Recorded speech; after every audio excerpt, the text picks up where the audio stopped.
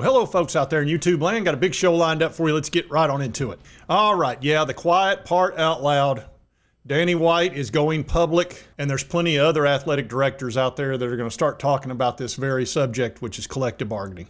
Now, they've got this House settlement, which is supposedly got a salary cap on it, which is unilateral. This number it wasn't made out of whole cloth, but kind of was, in that it didn't negotiate directly with the athletes it's going to affect, which are the current athletes. So it is a salary cap that they didn't negotiate. And therefore, it's probably going to fail in court when it gets hit with antitrust lawsuits. That's what many people think, me being one of them. And Danny White sees that too. So he's coming out and just saying it. And Ross Dellinger has written a heck of a story. And it talks about whether collective bargaining could be the answer for college sports, and talks about a lot of the ADs are talking about it. And Ross just did a terrific, if you want to read something that really goes in depth, he pretty much kills it in this. So again, it's on Yahoo Sports. Just look up Ross Dellinger, and here is the title. And it's a read that's worth it. Now, it takes a while to get through it all. It's really in depth. You may need a cart for the back nine. But if you want to understand college sports in today's environment, this kind of does it pretty well, because you've got a lot of people on both sides of this thing. And Danny White's leading the charge on this collective bargaining because he doesn't want to get beat up in court. He has seen the NCAA get trashed in court. Oh, well, he was part of it. And he knows where this is headed, and he doesn't want to see his university and his athletic department, which is Tennessee, get sued into oblivion, which is where a lot of this is headed.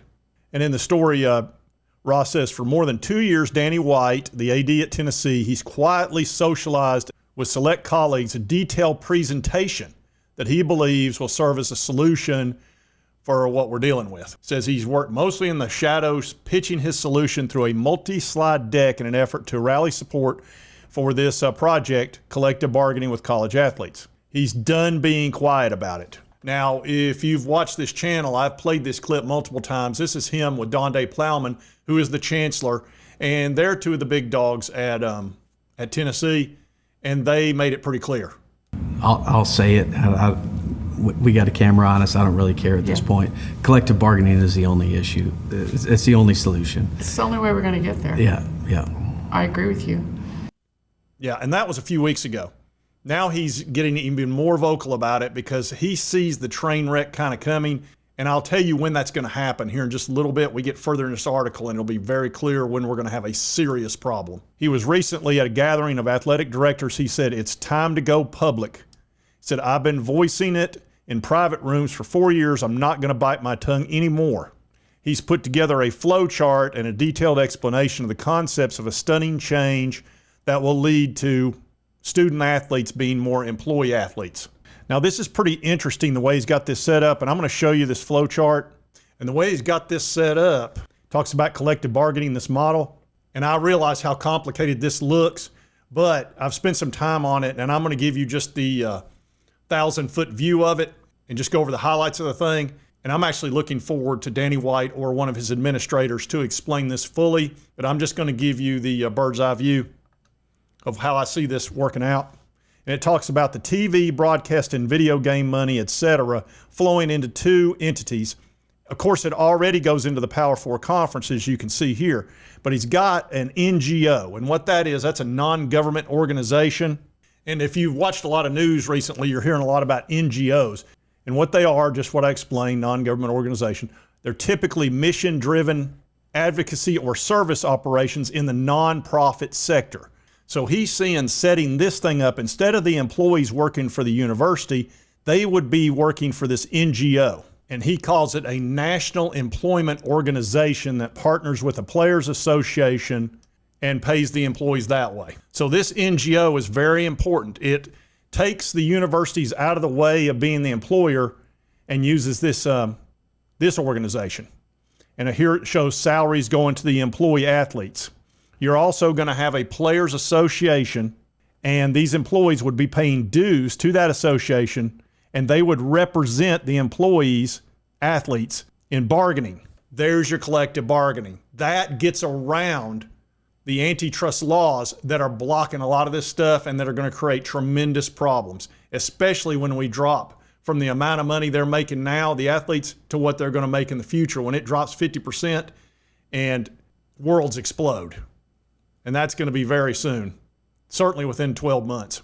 So by setting up this Players Association, now the employees are represented, and they would vote on any deal that was collectively bargained. That way they can't come back. They're not going to sue, in other words. And that's how the NBA, NFL does it, etc. Here, the universities are still dealing with the regular student athletes. Understand, I believe these employee athletes will be football and basketball. I think your tennis and all that kind of stuff will be over here. They're still going to give them tuition to the employee athletes, as well as meals, medical, scholarships. And the student athletes, golf, whatever, rowing, they're going to stay under the current structure. Then the marketing deals, which are cleared by a clearinghouse, those would be looked at and either deemed acceptable or not. And again, the Players Association would negotiate the understanding that they would abide by those decisions, which they're not going to do with the Deloitte thing. So hopefully I didn't confuse you too much with that. That is my current understanding. I may get a much deeper understanding over time and can explain this better, but I think that's just the general overall view of this, is to take the universities and get them out of the employment part of it, let the NGO do that, a nonprofit organization, and then keep the regular student athletes over here. And that should eliminate the antitrust problems. And Danny White said collective bargaining and employment status shouldn't be seen as a negative.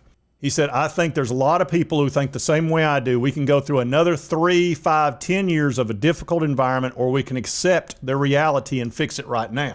And Ross says, White is right. He's far from alone in thinking that. Even though we're getting ready to start the revenue sharing, they're going to need collective bargaining as a way to avoid future litigation and create a more stable environment. I agree. And I know there's a bunch out there going, I don't want this. I don't want them to be employed. I get it. It's just, this is where we are. I've never really understood how they've gotten away with not paying them for years when you've got head coaches making $10 million. You've got assistant coaches making $1, $2, $3 million. The universities are bringing in billions of dollars, and kids that are 18, 19, 20, 21 that are adults aren't allowed to make a living. They are getting a tuition, which is nice, but I've never understood how they legally were allowed not to pay them. And of course, when the Alston case showed up at the Supreme Court just absolutely 9-0 them upside the head and said, what you're doing, you're basically a criminal organization, NCAA. That's what you are. And they ripped them to shreds. And since then, it's just been loss after loss after loss. Every federal judge that they get in front of just smacks them upside the head because the Supreme Court let the federal judges know what to do. And that's who they look to. It talks about the fact that 36 or more college athletic directors sitting at power conferences say they support some form of collective bargaining with athletes. Here's one from Baylor. He said, whether you call it collective bargaining or some sort of negotiating process, I think it is needed. That's Mark Rhodes of Baylor. Says, it's worth exploring, says the SMU athletic director. There's concern over unionizing, and I understand that, but where we are right now, I don't think this is the last iteration of this process. And of course, it discusses the fact that a lot of industry leaders are, they're in fear of the new compensation enforcement system. They think that's going to lead to an exposure of multiple legal challenges. And of course, there's others that are against it.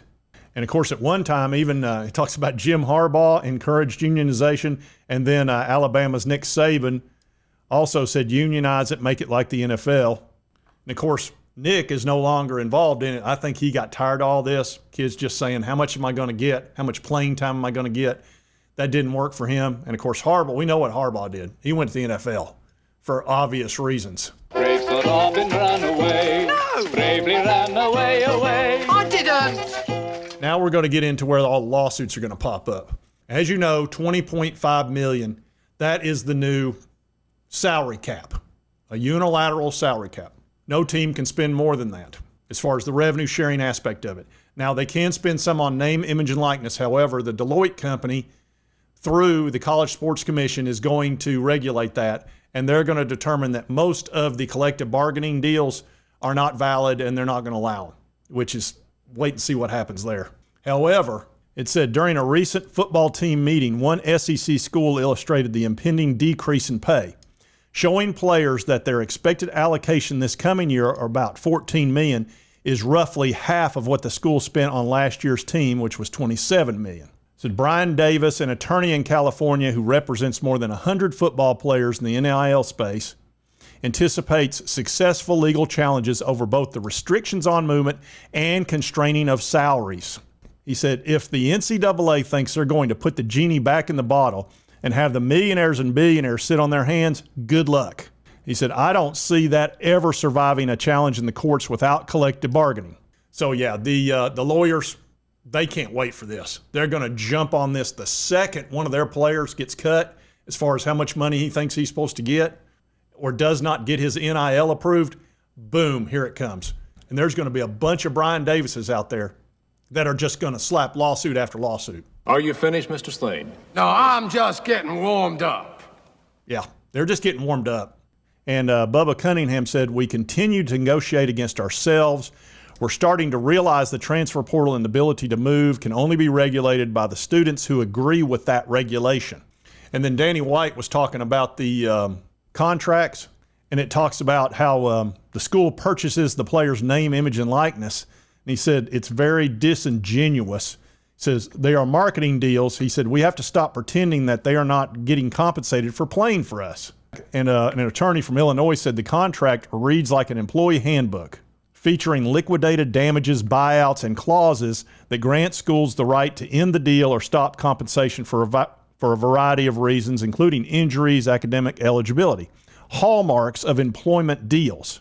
So until you really go to collective bargaining, contracts aren't going to, you really can't enforce them. We saw that with Nico Iamaleava, who took off to UCLA. Also, Madney Maliava took off to UCLA, and he had just signed a contract at Arkansas and had been paid money.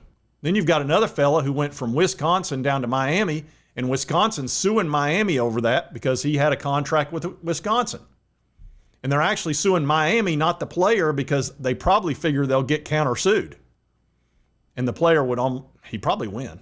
And there's plenty of counter arguments to all of this, of course, because it's going to be messy and difficult. I mean, anytime you try to fix a plane in mid-flight, it's not going to be easy, which is kind of what this is.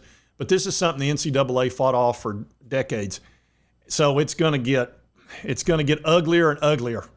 Dalton, tell him. It'll get worse before it gets better. Yeah, it's going to get probably a lot worse over the next couple of years. I don't see any way around it. Roadhouse.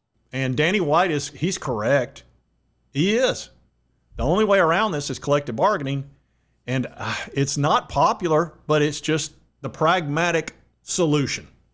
And look for a ton of lawsuits coming up. When these kids go from making $2 million and they get cut down to $500,000 or $1 million and all their NIL deals get knocked down, oh, it's going to get ugly. The courts are going to be very busy with this. And the players are going to win. They're going to win probably every one of those fights. And then college sports is going to have to realize we're going to have to go down this road. And believe me, I understand that many of you do not like this. I couldn't understand it better. I'm in the comment section all the time. I know you don't like it. A lot of you are getting sick and tired of it. You think this is killing college sports. And I get it. I am not unsympathetic to what you're saying. It was a lot easier when it was amateur sports, but it was illegal. So anyway, I did want to cover this today. It's a complicated issue, one I don't mind tackling, and hopefully I'll get some more information for you on that flow chart, a better detailed understanding of it, and I'll be able to explain it better to you. But I think Danny's right on this. Anyway, if you like this content, be sure to hit that like button. Lets me know continue cover all these big college sports stories. If you've not subscribed, boom, boom, boom, hit that button right there. It won't cost you a dime. Help you get my videos. And right over here is the most recent video, YouTube. Thanks, you'll enjoy. We'll see you next time on Sports Talk Jay. College sports used to be so simple. Right now, there are no rules around how name, image, and likeness works.